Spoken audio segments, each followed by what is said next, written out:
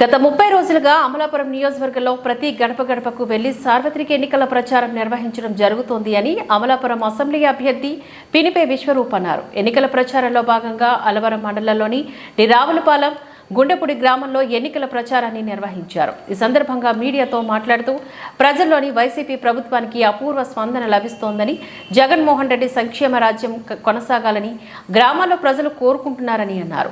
ప్రతి ఇంటికి వెళ్లి సంక్షేమ పథకాలు వివరిస్తూ ఓట్లను అభ్యర్థిస్తున్నామని అన్నారు. అలాగే మున్సిపల్ వార్డులో తన భార్య మీనాక్షమ్మ కుమారుడు డాక్టర్ శ్రీకాంత్ ఎన్నికల ప్రచారాన్ని నిర్వహిస్తున్నామని తెలిపారు. గత 30 రోజులుగా ఎన్నికల ప్రచారంలో భాగంగా ప్రతి గ్రామం కూడా ఒక ప్లానింగ్ ప్రకారం తిరుగుతూ ప్రతి ఓటర్ని ఇక్కడ కలుస్తున్నాం. ఉదయం 9 గంటల నుంచి రాత్రి 10 గంటల వరకు కూడా నిరంతరం ప్రజలను కలుస్తున్నాం. ప్రజల్లో అపూర్వ స్పందన లభిస్తుంది.